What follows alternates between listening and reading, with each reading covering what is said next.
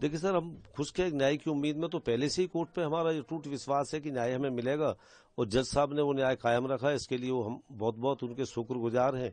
लेकिन जिस तरह ये एप्लीकेशन मूव हुई थी तो थोड़ा सा झटका तो हमें लगा था कि भाई इस इतनी लंबी लड़ाई जो हमने लड़ी है, जो भी हम मेहनत मजदूरी करने वाले लोग हैं, उसके बाद अगर इस तरह इस केस का समापन होगा तो ये हमने कभी सपने में भी नहीं सोचा था कि ये भी होगा, इस तरह भी गवर्नमेंट गई। क्योंकि ये तो गवर्नमेंट का नारा है, सबका साथ, सबका विकास, सबका विश्वास। तो सबके विश्वास वाली बात को मुझे कहीं झटका लगा। अच्छा, जो ग्राउंड्स दिए गए थे उस पर क्या कहेंगे कि सामाजिक सौहार्द की बात की गई और केस? सर, सामाजिक सौहार्द तो तब नहीं बिगड़ा जिस दिन ये इंसिडेंट हुआ था। एक भी कोई बता दे कि कोई भी हमारे परिवार ने कहीं कोई ये डिमांड की हो, इखलाक की बॉडी रोड पर रख कर जाम लगाया हो, या हमने गवर्नमेंट से कोई डिमांड की हो, कोई शोर शराबा किया हो, या किसी आदमी के लिए अपशब्द, गलत या हॉट टॉकिंग बोला हो पूरे, एक भी हमारी मीडिया क्लिप में, पेपर में कहीं भी कोई दिखाए, चैलेंज करता हूं।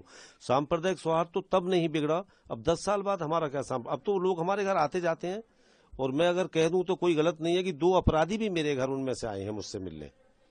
मैंने वकील साहब को भी नहीं बताया, वरना उनकी जमानत भी रद्द हो सकती थी। क्योंकि आ रहे हैं तो ठीक है। सांप्रदायिक स्वाद बहुत अच्छा है। आज भी वो लोग हमसे कहीं बाजार में कहीं भी आते हैं, एक ही कस्बा है उनका और हमारा मुलाकात होती है, बात करते हैं अच्छी तरह से। और दूसरा, उन्होंने जो एक और उसमें एप्लीकेशन में था, जहां तक मेरी जानकारी है, कि भी गवाहों ने बयानों में कुछ बदलाव किया। सर, कोई बदलाव नहीं किया। देखिए, हमारी मुस्लिम फैमिली है और हमारे परिवार में हमारी मम्मी या उनसे पहले भी ये रूल है कि घर की महिलाएं बाहर नहीं जाती हैं। हमारी भाभी घर से बाहर निकलती नहीं थी, वाइफ ऑफ इखलाक। तो वो बच्चे जो हमारे आसपास के रहने वाले हैं, छोटेपन से उन्होंने उन्हें देखा है, उनमें से जिन्हें उन्होंने पहचाना, फिर उन्हें अपने कमरे में उन्हें खुद को बंद कर लिया था, क्योंकि कहीं उनकी इज्जत पे कोई हमला ना करे, वो बच के अंदर बंद हो गई थी। तो उन्होंने उनमें से जिन्हें पहचाना, वो 10 लोग थे जिन्होंने उसके एफआईआर में नाम दिए। अब चूंकि गांव में इंटर कॉलेज, बेटी कॉलेज में पढ़ने भी जाती है, दानिश भी पढ़ता था, तो वो ज्यादा लोगों को बेटी पहचान सकती थी। उसने अपने बयान में 3 नाम और इंक्रीज किए हैं।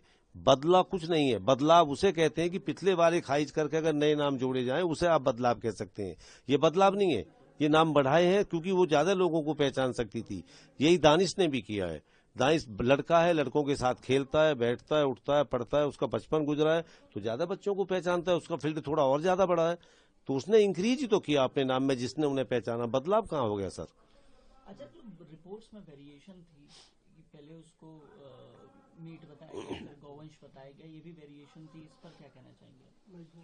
देखिए सर, वेरिएशन थी तो मैं तो सीधी एक बात कहता हूं कि हमें नहीं पता कि जो मीट वो रोड से उठाया, इखलाक के घर से कुछ नहीं मिला। मैं पहले साफ कर चुका हूं कि जो मीट रोड से उठाया तथाकथित, पहली बात तो जिस भगोने में वो मीट दिखाया है, वो भगोना फ्रिज में आ ही नहीं सकता इतना बड़ा, जो इखलाक का फ्रिज है। और दूसरी बात यह है कि वो मीट भी जो पुलिस लेके गई है उसे, वो जांच की, वो केस ऑफ प्रॉपर्टी है, उसे डिस्ट्रॉय कैसे कर सकते हैं आप? वो पुलिस ने फेंक क्यों दिया? कौन सा मीट वहां भेजा है मथुरा, हमें क्या पता है सर? हमें दिखा के थोड़ी भेजा है। वहां 200 ग्राम मीट किसी शीशे के डिब्बे में जार में रख के भेजा है। हम कैसे कह सकते हैं कि इतने दिन बाद वो दूसरा कौन सा मीट गया, किसका मीट गया है? इस पर राजनीति हो रही है, क्या हो रहा है, हमें थोड़ी ना पता है सर।